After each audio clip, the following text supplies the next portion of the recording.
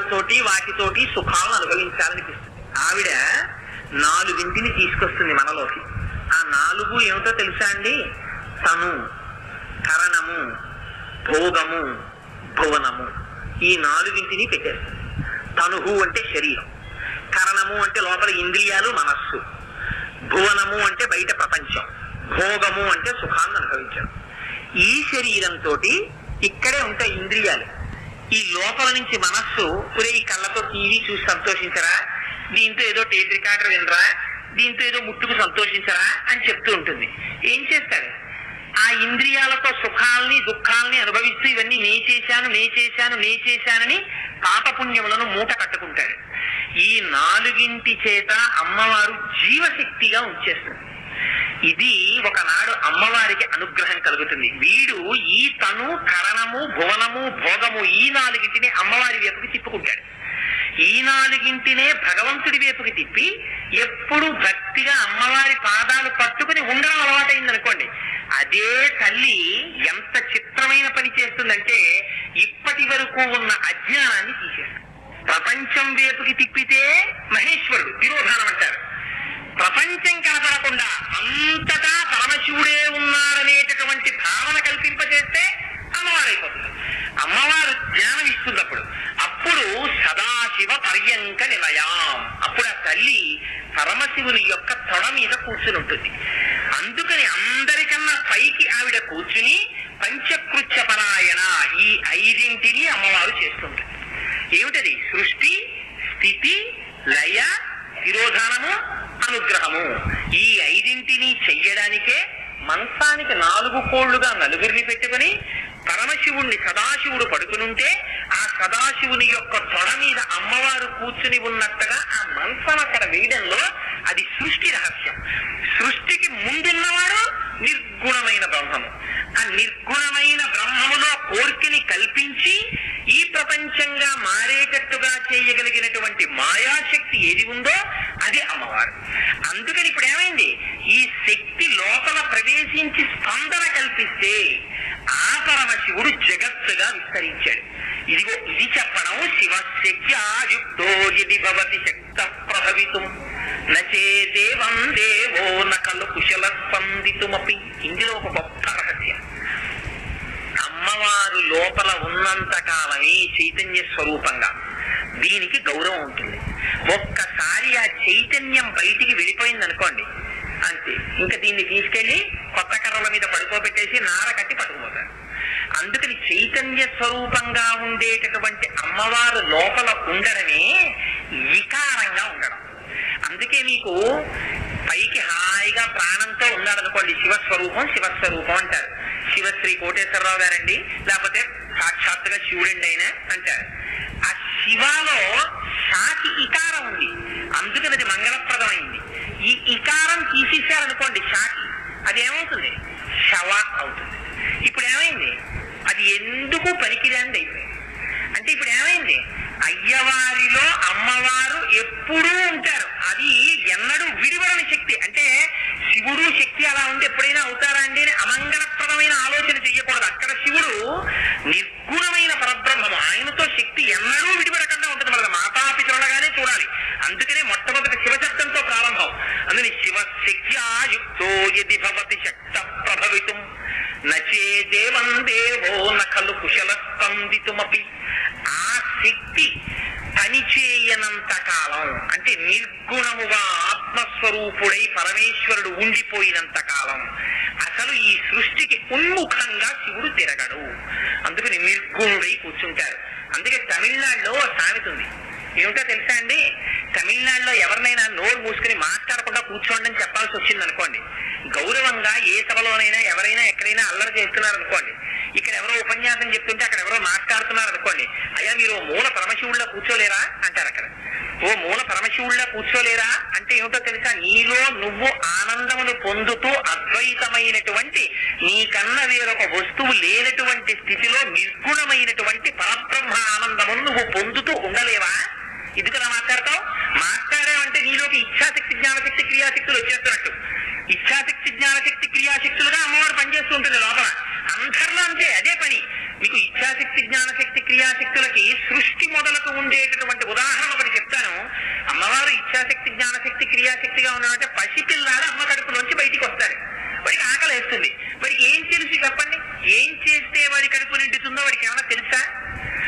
ఏం తెలియదు. వాడికి మాత్రం ఒక్కటి తెలుసు, ఇచ్ఛాశక్తి వాడిలో ఉన్నది. ఆకలేస్తోంది కడుపులో, ఏదో పొయ్యాలి, పొయ్యకపోతే ఇది నిండదు, ఇది నిండకపోతే నాకు బాధగా ఉంది. కానీ భాష వాడికి తెలియదు. వాడిలో ఏదీ లేని తనమని మీరు అనడానికి వీల్లేదు. వాడు ఏడిచ్చాడు ఆకలిస్తోంది కాబట్టి, అంటే వాడి లోపల కోరిక ఉంది, అందుకని వాడు పాలు కావాలి కాబట్టి ఏడ్చాడు. అమ్మ వచ్చింది, పక్కన పడుకుంది, స్తన్యం ఇచ్చింది. వాడికి తెలుసా అమ్మ స్తన్యాన్ని నోట్లో పెట్టుకుని కొనవడం అనేటటువంటి దాన్ని వాడు ఇంతకు ముందు చేయలేదు. మొట్టమొదటిసారి జగత్తులోకి వచ్చినటువంటి శిశువు అమ్మ స్తన్యాన్ని నోట్లో పెట్టుకోవడం కూడా వాడికి చేత కాదు. అమ్మ ఔదార్యం తనే స్తన్యాన్ని పిల్లవాడి నోట్లో పెడుతుంది, పెట్టగలదు. కానీ వాడు స్తన్యాన్ని చప్పరించి పాలని త్రాగేటట్టు అమ్మ చెయ్యగలదా? అని వాడు చప్పరించి తాగుతున్నాడు. ఈ జ్ఞానశక్తిని ఎవరిచ్చారు? ఇలా చేస్తే పాలు నా నోట్లోకి వచ్చి నా కడుపు నిండుతాయనే భావన వాడిలోకి జ్ఞానముగా ప్రకాశింపచేసినది జ్ఞానశక్తి. ఈ జ్ఞానం రాగానే వాడు అమ్మ స్తన్యమును చప్పరించి వచ్చిన పాలని త్రాగి కడుపు నింపుకుంటున్నాడు. ఇది క్రియాశక్తి. ఇచ్ఛాశక్తి జ్ఞానశక్తి, క్రియాశక్తి ఇచ్ఛాశక్తి జ్ఞానశక్తి క్రియాశక్తిగా చిచ్చక్తి అయినటువంటి ఆ తల్లి సర్వకాలముల యందు మారుతూ ఈ జగత్తుని నడిపిస్తూనే ఉంటుంది. ఇప్పుడు మీరు ఆలోచించండి, మీరు నిద్ర లేచిన దగ్గర నుంచి సుషుప్తిలోకి వెళ్ళిపోయే వరకు కోరికలు పుట్టడం, ఇది ఎలా తీసుకుందామని లోపల ఆలోచన చేయడం, దానికోసం మీరు వెళ్ళడం. ఇవాళ సాయంకాలం ఏదో కోటేశ్వరరావు గారు సౌందర్యలహరి చెప్తారండి. సౌందర్యలహరి చెప్తారా? అయ్యో మనం సినిమాకి వెళ్దాం అనుకున్నాం అనుకుని, వద్దు సౌందర్యలహరికే వెళ్దాం, సినిమా ఏముంది ఉంటుందిట, కాసేపు ఉపన్యాసం విందాం అని భక్తితో మనస్సు లోపల ఒక సంకల్పం చేసుకోవడం, ఒక నిర్ణయానికి రావడం, ఆ తర్వాత క్రియాశక్తి కాళ్ళు నడిచి రావాలి ఇక్కడికి. అప్పుడే కదా శరీరం వచ్చి కూర్చుంటుంది. ఇచ్ఛాశక్తి జ్ఞానశక్తి క్రియాశక్తి ఇచ్ఛాశక్తి జ్ఞానశక్తి క్రియాశక్తులుగా మారిపోతున్నటువంటి చిచ్చక్తి ఎవరు? అమ్మవారు. ఆ అమ్మవారు లోపల లేదనుకోండి, ఆ శక్తులన్నీ వెనక్కి వెళ్ళిపోయి ఆత్మలోకి వెళ్ళిపోయి అనుకోండి, తాను ఆత్మగా ఉండిపోయాడు అనుకోండి. ఇక బాహ్య ప్రపంచంతో వాడికి ఏమైనా సంబంధం ఉందా? రమణ మహర్షి ఎలా ఆత్మానందాన్ని పొందారో అలా ఆత్మానందంలో స్థితిగతుడై ఉండిపోతాడు. అప్పుడు ఈ శరీరాన్ని తేళ్లు వచ్చి కొరికిచ్చాయి అనుకోండి, జిర్రిలు వచ్చి కొరికేసాయి అనుకోండి, వాడికి ఏమైనా తెలుసా? వాడికి ఏం పట్టదు. వాడికి అన్నం అక్కర్లేదు, వాడికి నీళ్ళు అక్కర్లేదు. బయట జగత్తుకి శరీరములకు ఉన్న సంబంధం తెగిపోతుంది. ఇలా తెగిపోయేటట్టు చేసి శివుడిలోనూ కలుపుతుంది. శివుడు తెలియకుండా జగత్తులోనూ తిప్పుతుంది. రెండు అమ్మవారు చేస్తున్న. అమ్మవారు తెర వేసేసినంత కాలం ఇక్కడే తిరుగుతుంటాడు. పందిగా తిరుగుతాడు, పిల్లిగా తిరుగుతాడు, కుక్కగా తిరుగుతాడు, నక్కగా తిరుగుతాడు, మనిషిగా తిరుగుతాడు. ఒకనాడు తల్లికి అనుగ్రహం కలుగుతుంది. ఎన్నాళ్ళు తిరుగుతావురా ఇలాగా? ఒక్కసారి అసలు నువ్వు ఎక్కడి నుంచి వచ్చావో తెలుసా? తిరగడం కాదురా నీ స్థితి, తిరగకుండా ఉండిపోవడం నీ స్థితి అని అమ్మవారు నేర్పుతుంది. ఆ నేర్పిన వాడు ఏం చేస్తుంది? తెర పైకెత్తేసి ఎత్తేస్తే ఏమవుతుంది? శివశక్తి తెరూపిణి లలితాంబిక. వాడు జ్ఞానములు పొంది అయ్యవారిలోకి కలిసిపోతాడు. కలిసిపోయి తానే శివుడై, ఎవరు నువ్వు అంటే శివోహం శివోహం నేనే శివుడను అని నిర్గుణమైనటువంటి శివుడై తాను చెయ్యవలసినటువంటి పని అన్నది ఒకటి లేక ఆత్మయందు రమిస్తూ ఉండిపోయేటటువంటి మహదానంద స్థితి ఏది ఉన్నదో అదిగో అటువంటి స్థితిని ఇయ్యగలిగినది, ఆ తురీయమును ఇయ్యగలిగినది కూడా అమ్మవారి. అందుకే మీకు ఎంత పీఠాధిపతులు ఎవరివ్వండి, ఎంత శివభక్తులు ఎవరివ్వండి, ఎంత విభూతి పుండ్రాలు పెట్టనివ్వండి, శ్రీచక్రార్చన చేస్తారు. అయితే శ్రీచక్రార్చన చేస్తారని నేను అన్నానని ఎవరూ కూడా పొరపాటున కోటేశ్వరరావు గారు అన్నారండి ఆ రోజున వేదిక మీద అని శ్రీచక్రార్చన చేయరాదు. శ్రీచక్రార్చన కేవలము దానికి దక్షత కలిగినటువంటి గురువు లభించి పక్కన కూర్చుని ప్రతి క్షణం ఎలా చెయ్యాలో నేర్పేటటువంటి గురువు పక్కన కూర్చుని నేర్పి చేయించేవాడై అపారమైనటువంటి నియమనిష్టలతో చేయగలిగిన వారైతే మాత్రమే శ్రీచక్రార్చన చెయ్యాలి, లేకపోతే చెయ్యకూడదు. మీకు ఒక్క ఉదాహరణ చెప్తాను. మీకు ఉపాసనకి అనేక మార్గాలు ఉన్నాయి. ఇప్పుడు మీరు సామర్లకోట స్టేషన్ లో దిగారు, అయ్యా కాకినాడ ఎలా వెళ్ళాలండి అని అడిగారు. బస్సు ఎక్కితే వెళ్ళిపోతుందండి అన్నారు ఒకరు. అయ్యా ఈ రైలు ఉండదా, నాకు బస్సు ఎక్కితే వాంతులు అవుతాయి అన్నారు. అయితే ఒక గంట కూర్చోండి, ఒక గంట కూర్చుంటే ఏదో సర్కారు వస్తుంది ఎక్కేయండి కాకినాడ వెళ్ళిపోతారు అన్నారు. గంట లోపల పోనీ వెళ్ళడానికి ఇంకేమైనా ఉండదా అండి? అసలు కాకినాడ వెళ్ళడానికి కాలంలో పడవ ఒకటి ఎడుతూ ఉంటుందండి, ఇసుకట్టుకుని ఎక్కండి పోనీ అందులో వెళ్ళిపోదు కానీ అంటాడు ఇంకోడు. ఇంకోడు అంటాడు ఆ గేటు దగ్గరికి వెళ్ళండి కార్లు ఎడతాయి అంటాడు. ఇంకోడు అంటాడు నేను ఎప్పుడో విన్నానండి, మీరు సామర్లకోట భీమేశ్వరాలయంలోకి వెళ్ళి ఆ వెనకాతల పెద్ద తొప్ప ఒకటి ఉంది. ఆ కుప్పలోకి వెళ్ళి కొంచెం మట్టి తీస్తే అందులో గుహ ఉంది. మీరు ఆ గుహలోంచి అలా జాగ్రత్తగా భయం లేకుండా వెళ్ళిపోతే కాకినాడ బాలాత్రిపుర సుందర అమ్మవారి గుడి వెనక్కి చేరుతారంటే మీరు వెళ్తారా? అందులో ఎందుకు వెళ్తారు?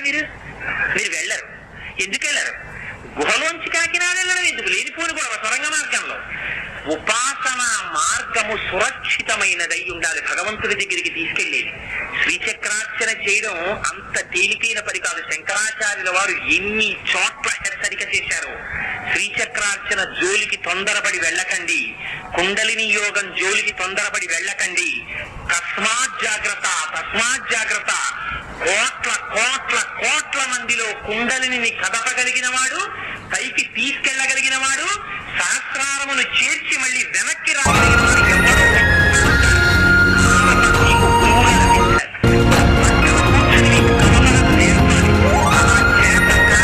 ఎవరో పెడితే లేనిపోని అవాంతరాలు, ప్రళయాలు, అనారోగ్యాలు ఎదుర్కోవాల్సి వస్తుంది.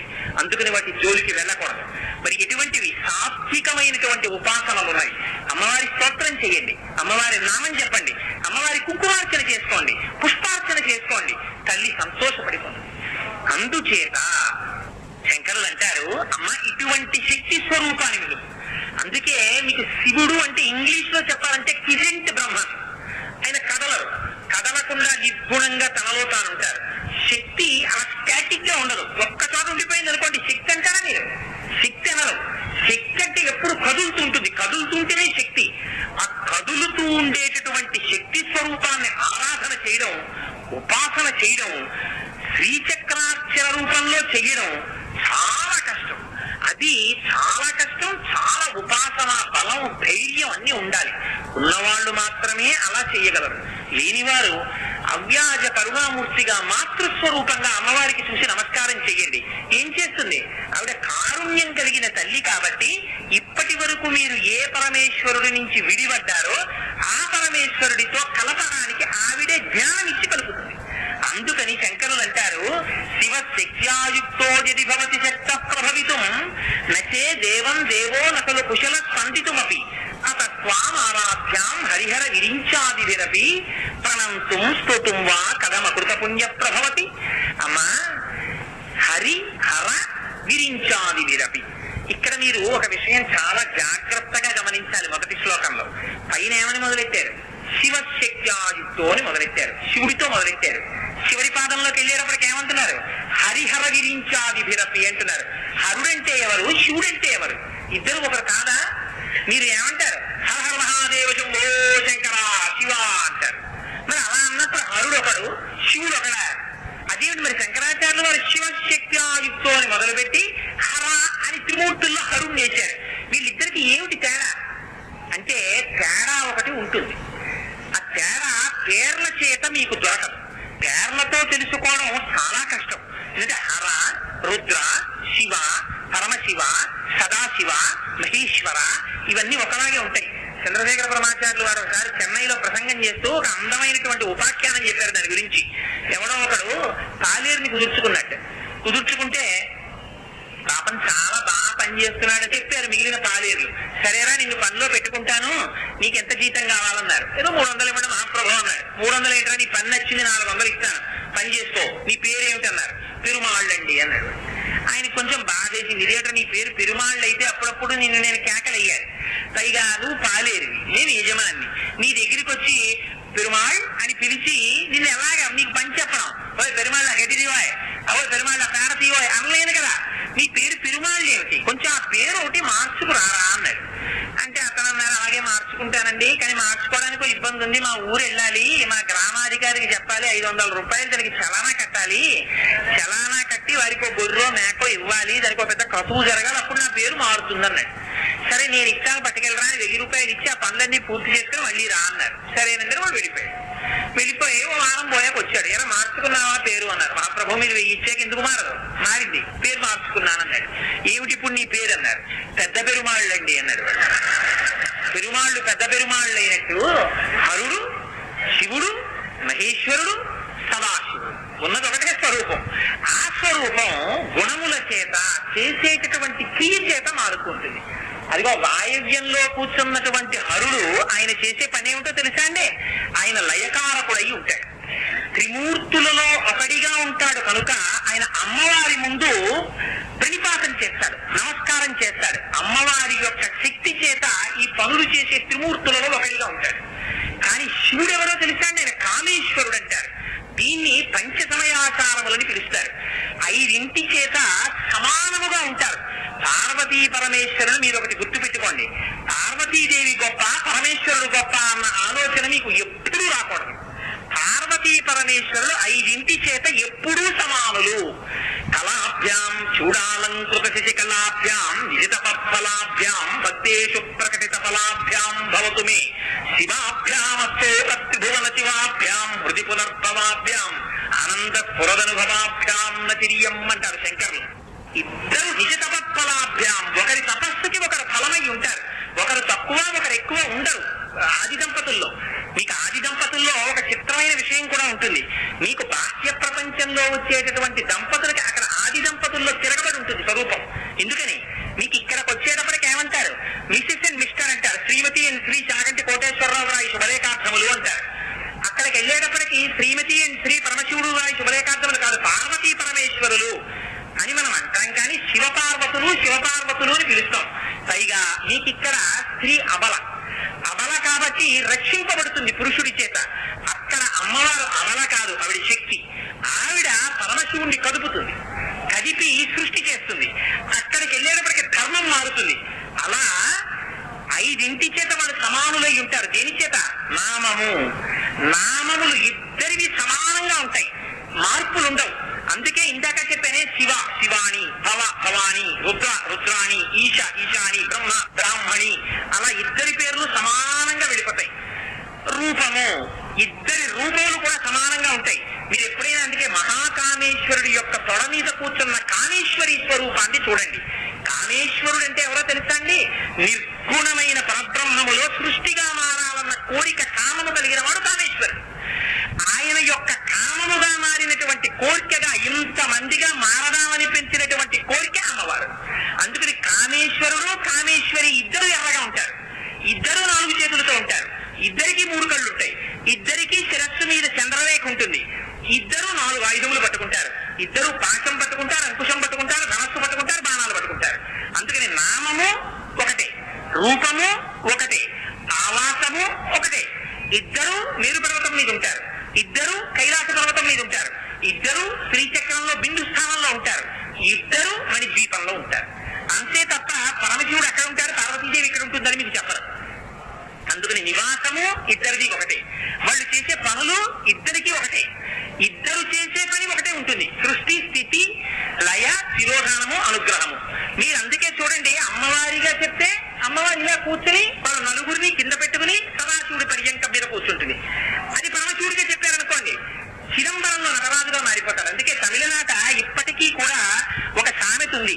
కొత్తగా ఎవరైనా పరిచయం ఉన్నటువంటి వాళ్ళతో కొద్దిగా స్నేహం కుదురుతోంది అనుకోండి, వాళ్ళ ఇంటికి మీరు వెడితే ఇసే ఫలానా వారు వచ్చారు, కొంచెం కాఫీ పట్టరావే అన్నారు అనుకోండి, అసమానం కాఫీ అని తినేస్తారు, ఎక్కడున్నాయండి పాలు అందనుకోండి ఆవిడ. అంటే ఈ వచ్చిన ఆయన అడుగుతారు తమిళంలో, ఏమంటారంటే ఏమంటే మీ ఇల్లు మధురయ్య చిదంబరమా అంటుంటారు. మధురై అంటే అక్కడ అమ్మవారు మీనాక్షి అమ్మవారు, అమ్మవారి యొక్క యాజమాన్యం ఆవిడ నిర్వహిస్తుంది గుళ్ళో. సుందరేశ్వరుడు ప్రశాంతంగా కూర్చుంటాడు. చిదంబరంలో అక్కడ శివకామ సుందరి ప్రశాంతంగా కూర్చుంటుంది. నటరాజు గారు నిర్వహిస్తూ ఉంటారు విషయాలన్నీ. అందుకని మీ ఇల్లు చిదంబరమా మధురయ్య అని అడుగుతారు. మా ఇల్లు మధురయ్యండి అని సీక్రెట్ గా చెప్పుకున్నారు అనుకోండి మొగాళ్ళు, ఆవిడదే పెత్తనం అండి, నేను ఇలా కూర్చుంటానని. అదేమిటండో మా ఇల్లు చిదంబరం అన్నాడు అనుకోండి, నేను నటరాజునండి అని. నటరాజు అయితే ఏం చేస్తాడు? నటరాజు ఒక చేతిలో ఢమరుక పట్టుకుంటాడు. ఢమరుక శబ్దగుణాత్మకం, ఆకాశం శబ్దంతో సంబంధం కలిగి ఉంటుంది. ఆకాశాద్వాయు అని సృష్టి అంతా ఆకాశంలోంచి వచ్చింది. ఢమరుక సృష్టికి గుర్తు. అలాగే స్థితి నిలబెట్టడానికి గుర్తు. నిలబెట్టడం నవ్వుతున్నటువంటి నటరాజు యొక్క ముఖం. లయ అన్నింటినీ తనలోకి కలిపేసుకోవడం. ఒక చేతిలో అగ్నిహోత్రం ఉంటుంది.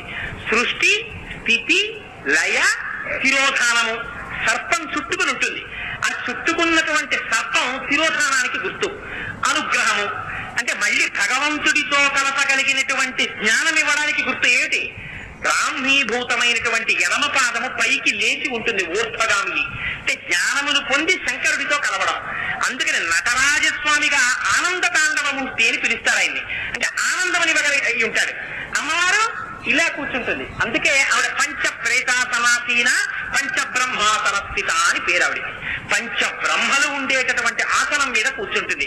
ఇప్పుడు మీరు ఆలోచించండి, నిజంగా అంత మహాపతివ్రత అయినటువంటి అమ్మవారు మంత్రం చేయించుకుని బ్రహ్మగారు నోకోడు, శ్రీ మహావిష్ణువు నోకోడు, రుద్రుణ్ణి ఓకోడు, ఆ తర్వాత ఇటు పక్కకి తీసుకొచ్చే మహేశ్వరుడు ఓకోడు, దాని మీద సదాశివుడు వాళ్ళ ఆయన పడుకుంటే ఆయన తొడ మీద ఆవిడ కూర్చుని కనిపించింది అనుకోండి, మనకి ఏమనిపిస్తుంది, ఏమిటో అలా కూర్చుంది ఈవిడ అని చెప్పి ఆవిడ్ని చూడడం కన్నా ఇది మంత్రం ఏమిటి ఇంత విచిత్రంగా ఉంది, కోళ్ళులే నలుగురు మనుషులు కూర్చున్నారు ఇలాగా, ఆయన ఏమిటి మంత్రానికి పైన ఉండవలసిన పట్టెడ లేదు, ఈయనెవరో పడుకున్నాడు, ఈయన తొడ మీద ఈవిడ పడుకుంది, ఏమిటో ఈ మంత్రం అని మనకు అనిపించదండి. ఆ మంత్రం యొక్క రహస్యమే అమ్మవారు అనుగ్రహించి శక్తి ఇచ్చిందా, బ్రహ్మగారు సృష్టి చేస్తాడు. అమ్మగారు అనుగ్రహించి శక్తి ఇచ్చిందా, శ్రీ మహావిష్ణువు స్థితి చేస్తారు. అమ్మ అనుగ్రహించి రుద్రుడికి శక్తినిచ్చిందా, లయం చేస్తాడు. అమ్మ అనుగ్రహించి మహేశ్వరుడికి శక్తినిచ్చిందా, శిరోధానం చేస్తాడు. అమ్మ అనుగ్రహించి సదాశివుడికి శక్తినిచ్చిందా, ఆయన అనుగ్రహం చేస్తాడు. అందుకని ఈ ఐదింటి మీద అమ్మవారు కూర్చుని ఉంటుంది. పంచకృత్యపరాయణ నటరాజస్వామిగా ఆయన ఒక్కడే, పక్కనే ఉండదు శివకామ సుందరి. అజ్ఞానాన్ని తొక్కి పట్టి ఓ కాలుతోటి ఒక కాలు పైకి లేపి నాట్యం చేస్తూ నటరాజమూర్తిగా పంచకృత్యపరాయణుడై ఉంటాడు.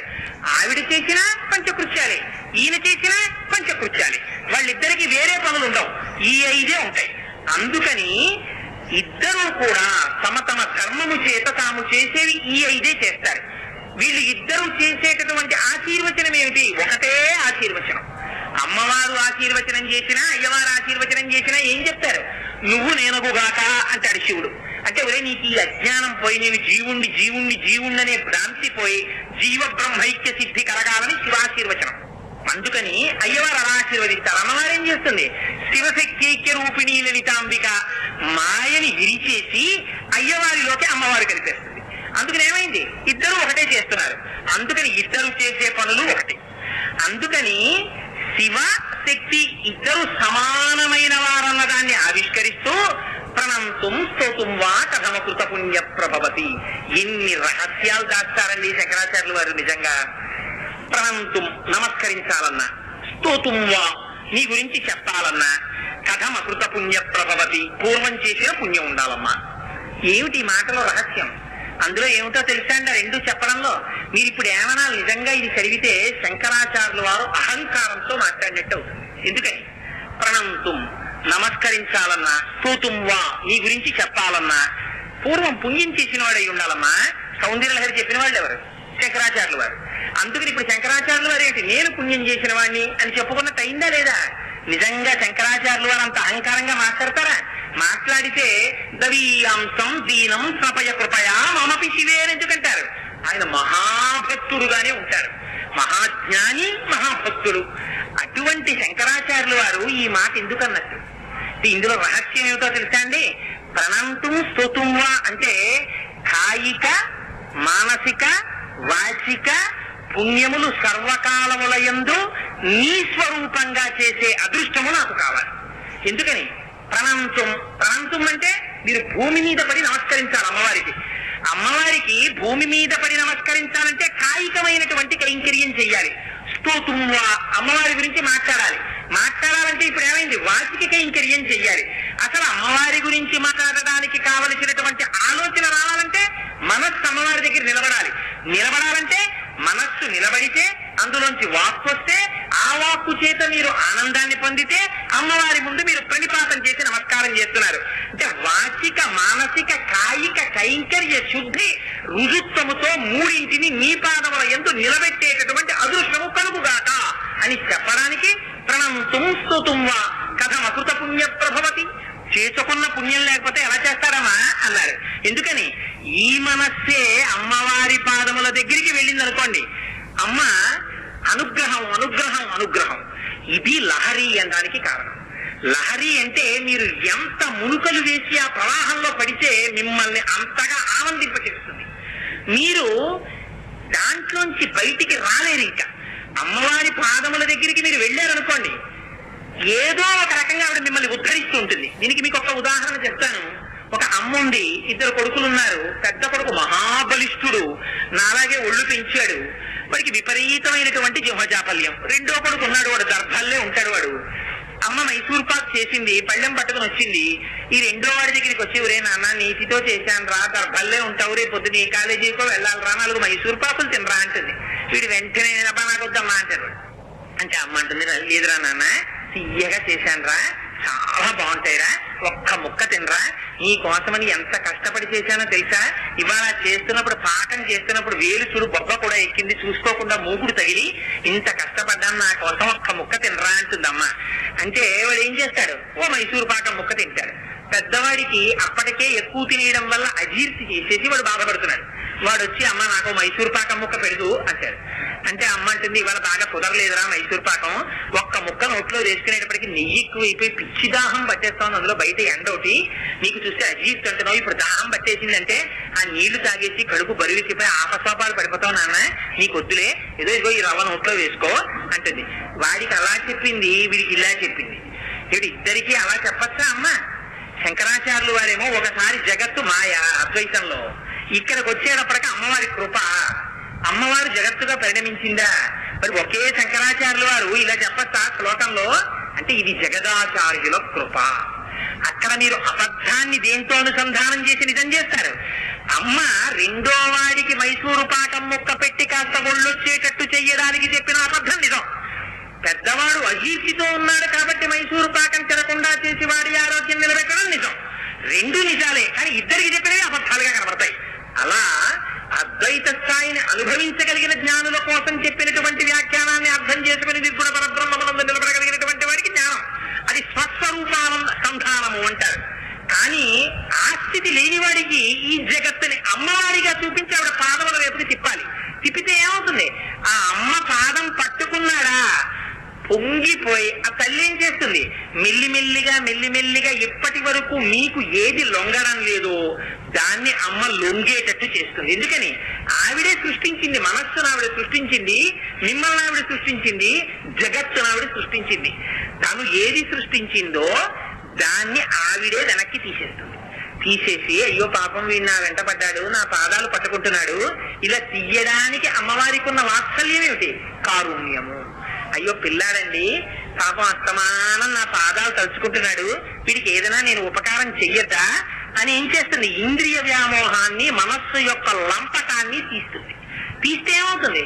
సదాశివ స్వరూపం అర్థమవుతుంది. అందుకని అమ్మ అలా చెయ్యడం, త్రికరణ శుద్ధిగా నీ దగ్గరికి వచ్చి ఓ శ్లోకం చెప్పాలన్నా, నీకు నమస్కారం చెయ్యాలన్నా, నీ యందు మనస్సు నిలబెట్టాలన్నా అసలు ప్రారంభం అంటూ కూడా జరగాలి కదమ్మా. అది లేనప్పుడు బ్రహ్మ అయితే ఏమిటి, విష్ణువు అయితే ఏమిటి, రుద్రుడైతే ఏమిటి, వీళ్ళు స్తోత్రం చేయగలరా? చేయలేరమ్మా అన్నారు. ఎందుకని? వీళ్ళు ముగ్గురిని చెప్పడం. సృష్టిలో అందరికన్నా పెద్దవాళ్ళు వీళ్ళు ముగ్గురు కాబట్టి వాళ్లే చెయ్యలేనప్పుడు మనం ఎక్కడ చేస్తాం? కాబట్టి ప్రయత్నపూర్వకంగా మనుష్య జన్మలోకి వచ్చావు కనుక అమ్మవారి పాదముల యందు భక్తి అలవాటు చేసుకుని కారుణ్యమూర్తి కనుక ఆ తల్లి పాదములు పట్టి నమస్కరించావా, ఇప్పటి వరకు ఏ అజ్ఞానంలో తిరుగుతున్నావో ఆ అజ్ఞానాన్ని తీసేసి అయ్యవారిలోకి కలపగలిగిన సమర్థురాలు అమ్మా అని మనకి చెప్పడం కోసమని ఆ శివశక్తుల్లో శివనామాన్ని ముందు పెట్టి అమ్మవారి పాతివ్రత్యాన్ని ఆవిష్కరించి అమ్మవారిని శక్తి స్వరూపంగా చెప్పి నిర్గుణ బ్రహ్మం ఏ విధంగా జగత్తుగా పరిణమిస్తోందో రహస్యాన్ని చెప్పి ఈ సృష్టి రహస్యాన్ని ఆవిష్కరిస్తూ స్పందితుమపి అన్న మాట చెప్పడం చేత ఆ శక్తి ఎప్పుడు లోపలుంటుంది తప్ప బయట ఉండేది కాదు, ఎప్పుడు వాళ్ళిద్దరూ కలిసే ఉంటారన్న రహస్యాన్ని చెప్పి ఒక్కొక్క మాటలో శంకరాచార్యులు వారి సౌందర్యలహరిలో ఉన్న గొప్పతనం ఏమిటో తెలుసా అండి? వివరణ చేయరు. అమ్మవారు ఎక్కడో బయట ఉండదు, అమ్మవారు అయ్యవారు లోపలే ఉంటుంది అలా చెప్పరాయన. ఒకే మాట వేస్తారంతే, స్పందితుమపి అంటారు. స్పందన అన్న మాట తీసి మీరు వ్యాఖ్యానం చదువుకోవాలి. స్పందన ఎక్కడ జరుగుతుంది? బయట జరగదు, లోపల జరుగుతుంది. లోపల జరుగుతోంది కాబట్టి శక్తి ఎక్కడుంది? బయట లేదు, లోపలే ఉంది. అందుకని లోపలే ఉన్న శక్తి కాబట్టి ఎప్పుడు ఆయనతో కలిసే ఉంది.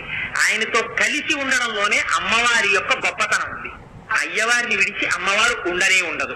అటువంటి అమ్మ కాబట్టి ముందు శివశబ్దంతో మొదలెట్టి అమ్మవారిని సంతోష పెట్టడం. ఇన్ని రహస్యాలు ఒక శ్లోకంలోకి తీసుకొచ్చి ఈ సృష్టి రహస్యాన్నంతటినీ బయటపెట్టి ముందు భక్తితో అమ్మ పాదములు పట్టుకుంటే జ్ఞానం వైపుకి నడిపేటటువంటి శక్తి అమ్మకుందని చెప్పి ఇన్నింటిని మనకి మొదటి శ్లోకంలో చెప్పి మహానుభావుడు మన కోసమని మనని కృతార్థుల్ని చెయ్యడం కోసమని ఇంత పరిశ్రమ చేశారు జగదాచార్యులు.